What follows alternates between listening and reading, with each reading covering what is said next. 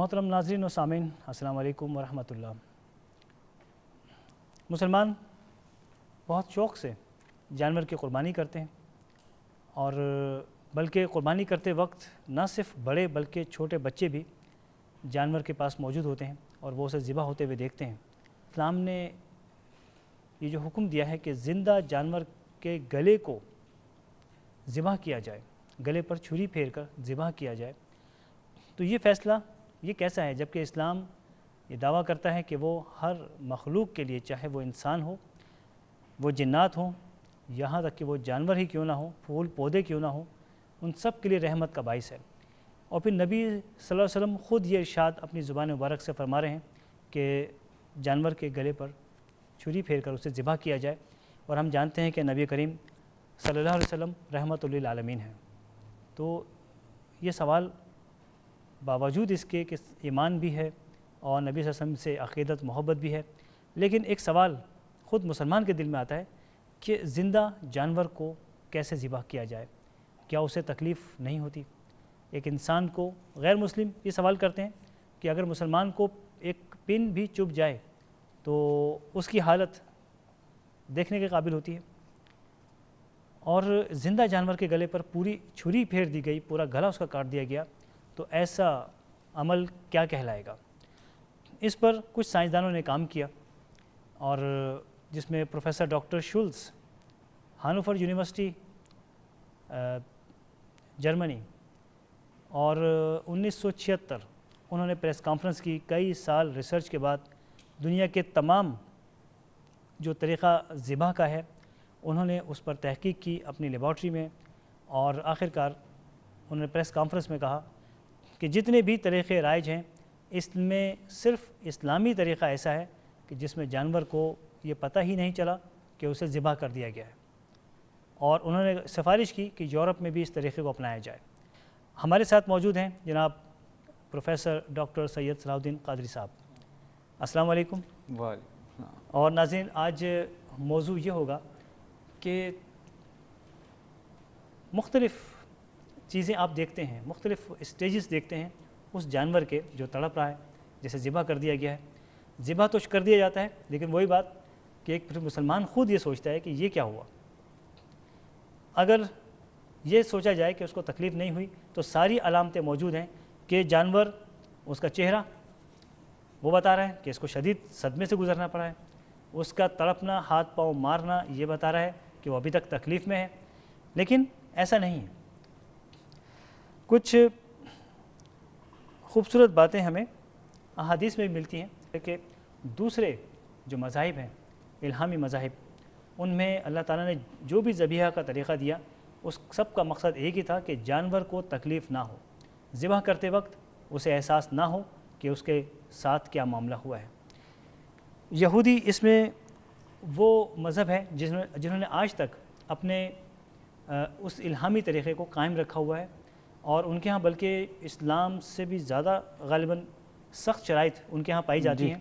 اور سب سے پہلے ہم یہیں سے سٹارٹ کرتے ہیں، پروفیسر صاحب سے بات کرتے ہیں کہ دیگر الہامی مذاہب میں جو طریقہ تھا ذبح کا، ان میں سے آج یہودی اور مسلمانوں میں یہ قائم ہے، لیکن کیا فرق ہے یہودی اور مسلمانوں کے طریقے میں؟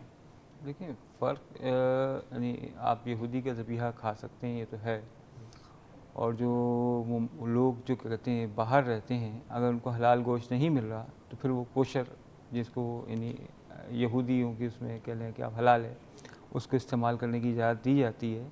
تو ان کا بھی طریقہ جو ہے وہ یہی ہے جو ہمارے پاس کا طریقہ ہے، یعنی الہامی مذاہب میں ایک ہی طریقہ بتایا گیا کہ جانور کے جو گلے پہ تیز دھار آلے سے آپ چھری پھیر دیں کہ اس کا خون پورا کا پورا نکل جائے۔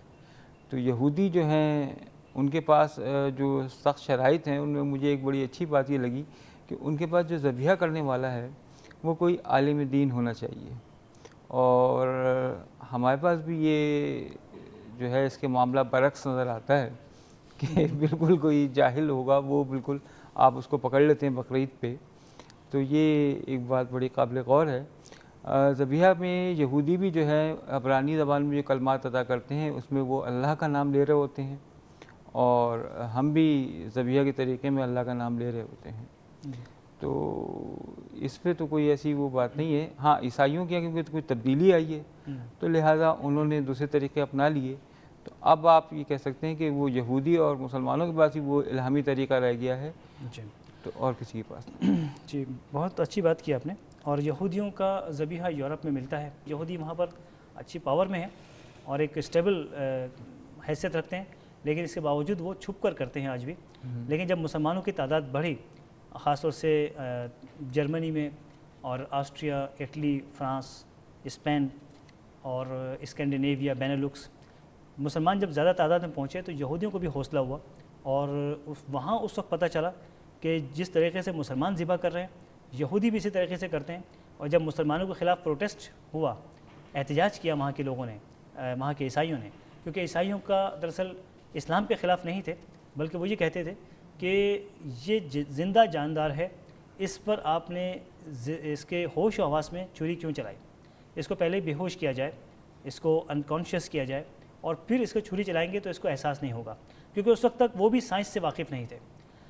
تو بعد میں جب انہی کے ایک بہت بڑے سائنٹسٹ جن کو ان کے ہاں خدا کا درجہ دیا جاتا ہے, پروفیسر ڈاکٹر شولز, انہوں نے سائنسی جو مراحل تھے, جو تجرباتی مراحل تھے, ان سے گزر کر یہ اعلان کیا کہ اسلامی ذبیحہ ہی دراصل ایسا ذبیحہ ہے, ایسی سلاٹرنگ کا طریقہ ہے کہ جس میں جانور کو تکلیف نہیں ہوئی, اور باقی جو طریقے ہم اپناتے ہیں یہاں تک کہ بے ہوش کر کے جانور کو اگر ذبح کیا جائے تب بھی وہ سرجیکل شاک سے گزرتا ہے.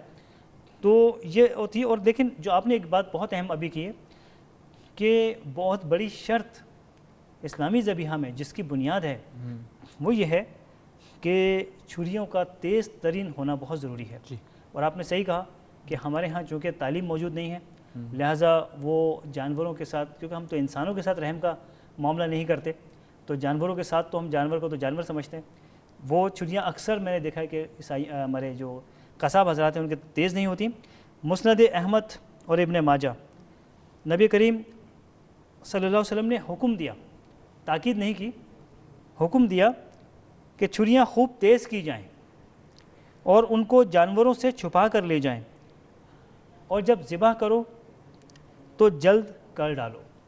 اور یہاں حدیث کے مطابق ہمیں یہ پتہ چل رہا ہے کہ جانور اس بات کا سینس رکھتا ہے اور اسے معلوم ہے کہ ان چھریوں کا کیا مقصد ہے. پھر چھریاں تو تیز ہوئی, چھریاں تو سامنے لائی گئیں, اسی کے سامنے دوسرے جانور کو ذبح کر دیا گیا.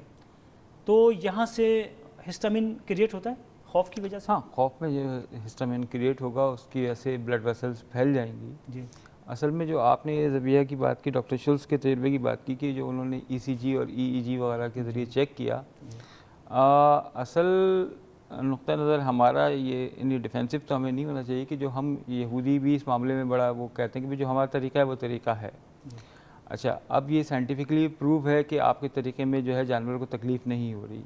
تو اس وقت جو لوگوں کی ضرورت ہے کہ وہ یہ دیکھا جائے کہ قربانی کے اندر جو ہم کام کر رہے ہیں کہ ہم جو اسلامی ذبیحہ کا طریقہ ہے اس پہ عمل کر رہے ہیں نہیں کر رہے ہیں.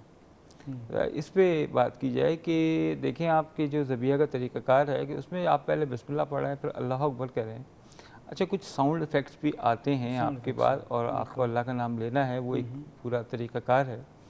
لیکن جو جگولر وین, کیروٹڈ وین اور وغیرہ کٹتی ہیں تو اس سے دماغ تک خون کی سپلائی بند ہو جاتی ہے اور دماغ تقریباً سکون کی کیفیت میں آتا ہے, نیند کی کیفیت میں آتا ہے. تو اس طرح سے آپ سمجھ لیں کہ اس کو تکلیف کا احساس نہیں ہو رہا. لیکن ہم جو کام کر رہے ہوتے ہیں, آپ ذرا غور کریں کہ ہمارے پاس ذبیحہ کے وقت کسائی جو ہے ہمیں خود پتہ ہوتا ہے کہ ہم اس کسائی کو منع کریں. تو یہ میسیج اگر آپ کنوے کر دیں کہ یہ کسائی حضرات ہیں جب یہ ذبیحہ کرنے کے بعد اس جانور کی جو ریڑھ کی ہڈی میں چھری گھونپتے ہیں وہ کام نہ کریں, وہ پھر حلال نہیں ہوگا. اب اگر اسلامی ذبیحہ یا یعنی آپ کہہ لیں کہ الہامی ذبیحہ کہہ لیں, اس میں طریقہ کار پر غور کریں تو اس میں یہ ہے کہ جو آپ خون کی رگیں کاٹ رہے ہیں اور نرو کارڈ کو جو ہے باقی جسم کے ساتھ منسلک رہنے دے رہے ہیں, تو جسم جو اس کا ہم یہ دیکھ کے بڑی ہیبت ہوتی ہے کہ جو وہ جو ہے جانور کا جسم جو ہے وہ جھنجھوڑ رہے ہیں اور جانور تڑپ رہا ہے, تو وہ اصل میں اس پروسیس کے اندر جو ہے اس کی ٹیشوز سے بھی جو ہے بہت سارا خون نکل جاتا ہے. اور اس جو تکلیف کا مرحلہ آپ کو نظر آ رہا ہوتا ہے وہ اس کا جانور کو احساس نہیں ہو رہا ہوتا. نہیں ہوگا بالکل. تو یہ جو خون کو بہانا ہے یہ خون کا بہانا کہا گیا ہے قرآن کو, اور یہ اس کی بڑی اچھی یہ لاجک ہے کہ آپ اگر غور کریں تو آپ کو سمجھ میں آ جائے گا کہ اس خون کے بہنے میں جتنے جراثیم وغیرہ ہیں, جو پیراسائٹس ہیں, اور ایک بہت بڑی تعداد ہے جو کہ اس فلو میں نکل جاتی ہے. ذبح کرتے وقت وہ بات نہیں آتی ہے کہ اس شخص کا, یہودی مذہب میں تو یہ ہے کہ وہ باقاعدہ عالم ہو, ہائیلی کوالیفائڈ شخص جو مذہب میں ہو سکتا ہے وہ ذبح کرے گا. ہمارے ہاں کوئی پابندی شاید اس چیز کی نہیں ہے, بس یہ کہ اس کو کام آتا ہو, ذبح کرنا جانتا ہو, یہ شرط ہے. لیکن اس کے علاوہ بھی کچھ شرائط میں سمجھتا ہوں کہ ہیں. وہ یہ ہے کہ قصاب صاحب ان کو وہ پاک صاف ہوں, غسل کیا ہوا ہو انہوں نے, اور زیادہ بہتر یہ ہے علماء کرام فرماتے ہیں کہ اس نے وضو کیا ہوا ہو, کیونکہ وہ ایک نیک عمل کرنے جا رہا ہے. حدیث مبارکہ جس میں نبی صلی اللہ علیہ وسلم نے ارشاد فرمایا کہ گائے کے گوشت میں بیماری ہے, اور اس کے دودھ میں, اس کے مکھن میں, اس میں شفا ہے, اس کے دودھ میں شفا ہے, اس کا مکھن مفید دوائی ہے. لیکن ہم نبی صلی اللہ علیہ وسلم کے ارشادات کو اگر سامنے رکھیں تو گائے کا گوشت آج سائنسی لحاظ سے بھی اس کو منع کیا جاتا ہے کہ گائے کا گوشت استعمال نہ کیا جائے. اور خاص طور سے چونکہ گائے ہوتی ہی اس لیے ہے یا بھینس کہ وہ دودھ دے, اور دودھ دینے کے جو طریقے اختیار کیے جاتے ہیں, مختلف انجیکشنز کے ذریعے سے جو ادویات اس کے جسم میں پہنچائی جاتی ہیں تاکہ وہ دودھ میں اضافہ کرے, وہ ہمیں نقصان پہنچاتے ہیں, اس کے جسم کو, اس کے گوشت کو اس قابل نہیں چھوڑتے کہ وہ انسان کے کسی فائدے کا باعث بن سکے. پروفیسر سید صلاح الدین قادری صاحب پاکستان کے ماہر سائنسدان ہمارے ساتھ موجود ہیں. ہم پوچھیں گے کہ قربانی گائے کی گوشت کی ہونی چاہیے یا اونٹ کے گوشت کی؟ دیکھیں, قربانی کے لیے جو جانور اللہ تعالیٰ نے بتایا تو اس میں تو میں کوئی رد و بدل نہیں کر سکتا.